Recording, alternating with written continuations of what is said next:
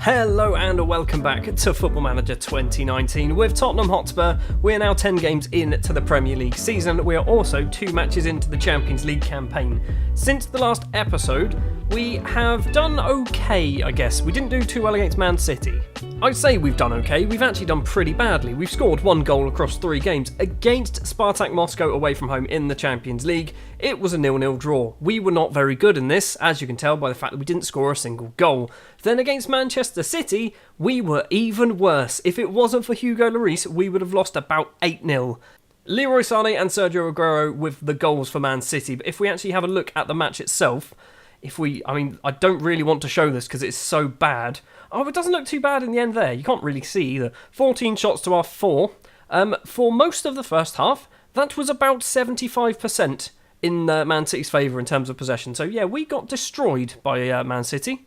Then against Watford, we managed to pick up a win just about in this one. Dele Alli with the only goal of the game. Harry Kane is one of the most infuriating players on this game. He's my top goal scorer. The problem is, he hasn't scored in the Watford, City, Spartak Moscow, Liverpool, Accrington, Chelsea, and then PSV was the last game that he scored in. So he hasn't scored in 6 games now, and every time, he's not doing particularly well. Admittedly, he didn't really play in the Accrington one. We'll let him off on that one.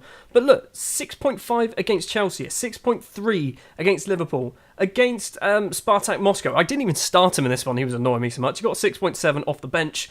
Against Manchester City, he was injured. That's probably why he... You know what? I feel like I'm being a little bit harsh on Harry Kane here. Anyway, today, Real Madrid. That'll be nice and easy, won't it? And then a little game against Crystal Palace, which in theory should be nice and easy. But that's probably a game we're going to lose 1-0. League table-wise, we are still there or thereabouts. Brighton, the big team of Brighton, still high-flying so far. 7 wins. And they're comfortable as well. 6-1 against Fulham, a 3-0 against Leicester, 2-0 against Newcastle as well. A lot of 2-1s in there. Still just the 1 defeat against Watford. I don't understand how they're doing it. Here we go then, Real Madrid, who are currently sat top of the group. They've also drawn a game, so they must have drawn with PSV. So whoever wins this will be going top of the table. They are in inconsistent form. I don't really know why. I mean, Really? Did they lose to Espanyol and draw with Alaves? Fair enough.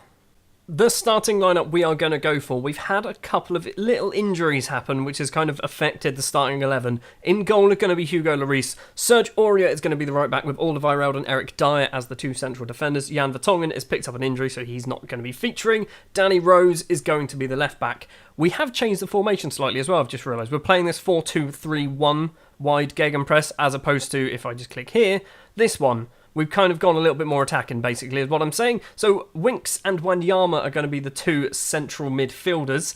It's a risk, I know. I'm fully aware of this. Harry Winks, he's good. He's not the best. Wanyama, he's good. He's not the best. The wingers are going to be Son Heung-min on the left-hand side, Lucas Moura on the right-hand side, Paleo Murillo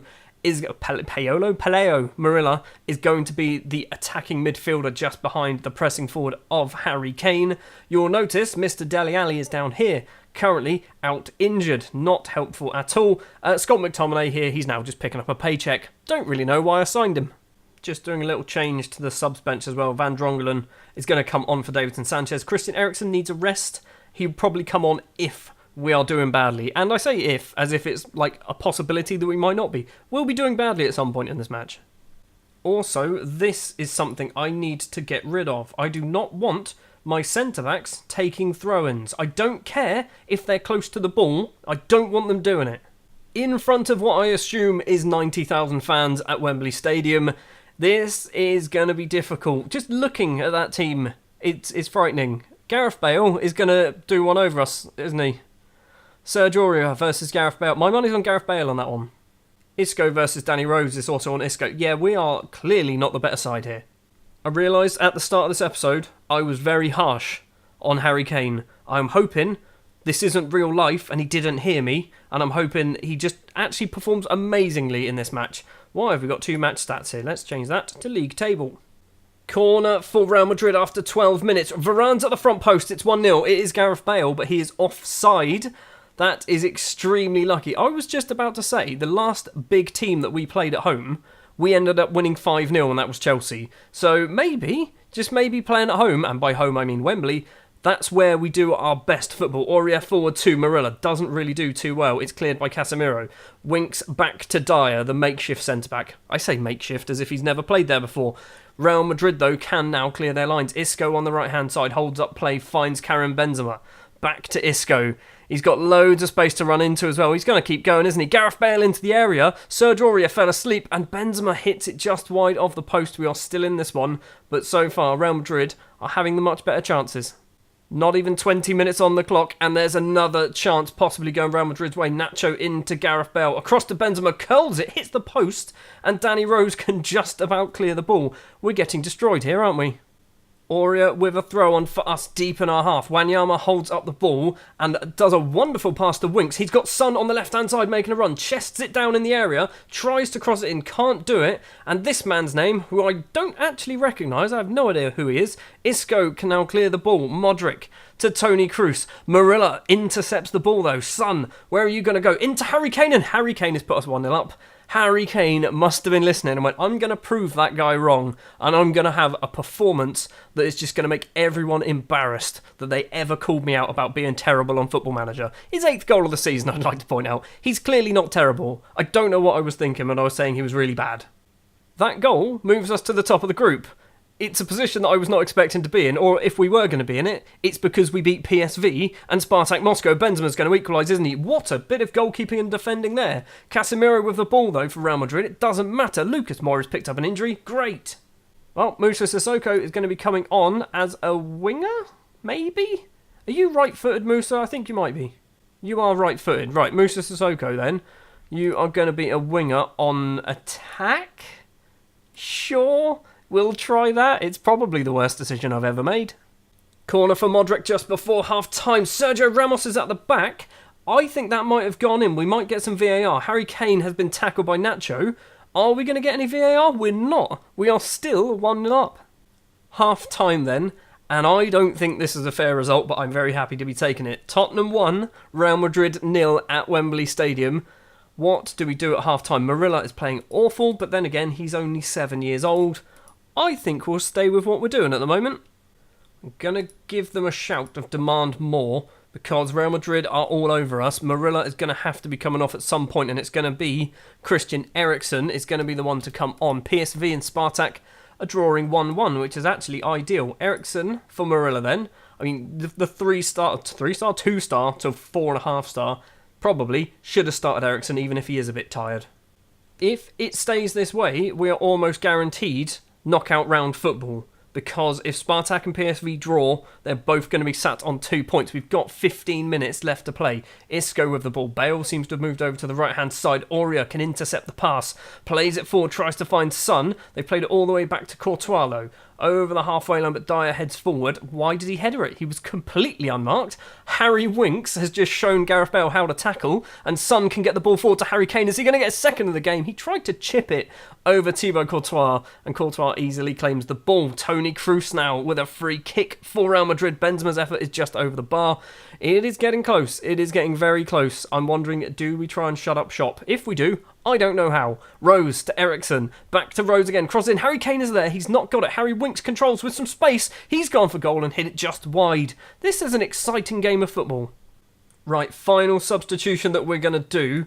And I don't know. I want to bring on Van Drongelen, but also I don't want to bring off Son or Kane or Eriksen. We're bringing off Sissoko. Right, we're shutting up shop. And it's going to be that. That's what we're going to have to go for. Can you be a track with... Sure, I don't know what that... Sure, we'll do that. We're just shutting up shop. We're going 5 at the back. There is a highlight, and it's a free kick. Toni Kroos is getting himself sent off. Okay, that is interesting. Gareth Bale's also just been substituted as well. So they've just brought off some of their best players, and they've got a red card. It looks like we're going to be picking up 3 points against Real Madrid unless that goes in. It hasn't. It's gone over the bar. Let's just not do anything. We've got 7 seconds, 5 seconds left to play. Alderweireld across to Eric Dyer. Just lump it upfield, Lloris. He does lump it upfield. The full-time whistle goes, and we have picked up 3 very, very valuable points against Real Madrid. Well, despite the fact the result was good, Lucas Moura is now out for 5 to 6 weeks, which is not very good at all. Tottenham edge, narrow Real Madrid game, don't care. Got a bit of money, not too fussed. Eriksen could do with the rest, you are right, he's not going to be playing against Crystal Palace, I can guarantee you that one.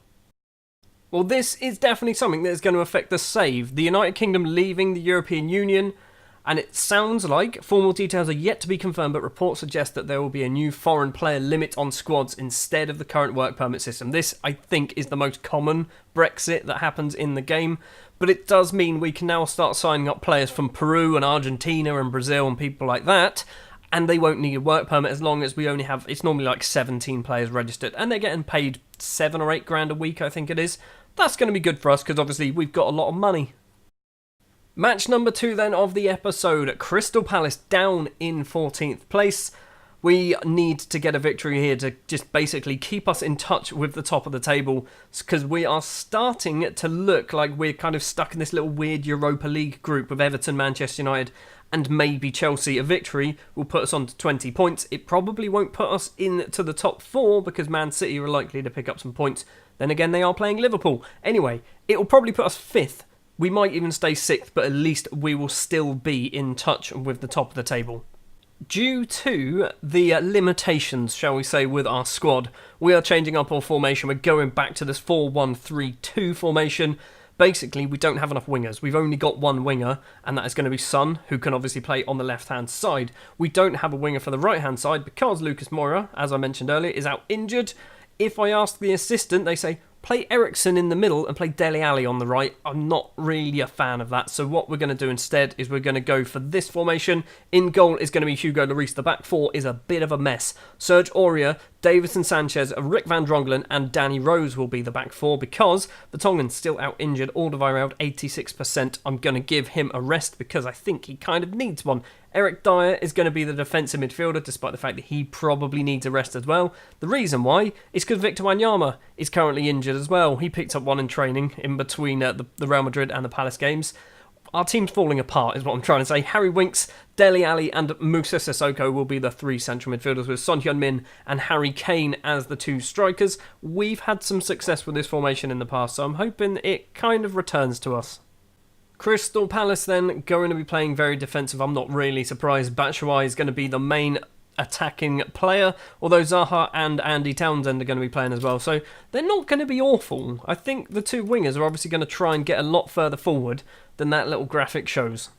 If we end up losing this game, I suspect the formation might be the problem. Townsend's running forward with the ball on the first highlight. He does have a shot, but we don't actually get anything from it. 15 minutes into the match and it is still 0-0 and we've not actually had any highlights whatsoever. We've had a couple of shots. Palace have had 3 shots. Still nothing though. Winks with a corner for Spurs. Harry Kane is there in the middle and it's just over the bar. The first effort on goal from us is a missed effort and it looks like Liverpool are beating Manchester City. I have a feeling this formation doesn't work. I don't know why, but I have a feeling that a 0-0 draw against Crystal Palace at home at half-time, not the best result. We are changing things up at half-time. We have to. You're getting an angry team talk. I'm going to end the team talk. We're going to go tactics. Right, we are going to probably try and go for this. And I'm going to try and work out what we're going to do on the wings. Do we go for Dele Alli on the right-hand side? And then maybe that? Winks, how good's Winks? Winks is doing all right. Son and Ali are playing badly. Moussa Sissoko's right. That. Sissoko off for Christian Eriksen, who I said definitely isn't going to be playing in this game. Never trust anything I ever say. Right, we're going to go with that. Eriksen with a corner just 3 minutes into the second half. Cleared by Dan. Winks goes for goal and Harry Winks has scored his first goal of the season. We're 1-0 up. 3 minutes into the tactics change and all of a sudden we're the best team in the world, aren't we? I do like to overreact. I don't know if you've realised that. Dele Alli has a tight hamstring. Wonderful. We are probably going to have to bring you off then, buddy, aren't we? Don't really want you to get more injured. Kieran Trippier. We've done it before. We're doing it again. Trippier's going to be on that right wing. 20 minutes left to play. Brighton are winning, obviously, because they're the best team in the world. We are still winning against Palace, but it is not really convincing. But at the end of the day, if we get the 3 points, that is more than enough. Just about to do a sub instead. Eriksen is going to take a corner. Davinson Sanchez is there, and it is just wide. Right, 5 minutes left to play. Final sub of the match is going to be Harry Kane for Rodell Richards. 4 minutes of injury time then. We've not seen a single highlight. Rodo Richards is not going to get a chance to do anything, but it looks like we are going to be picking up another 3 points. We need to start winning these games a little bit more convincingly, in my opinion. A 1-0 win against Palace at home, yes, it's a win, but at the end of the day, is it really a good win? It's Crystal Palace, and I apologise to Crystal Palace fans, but we really should be beating you by about 3 goals.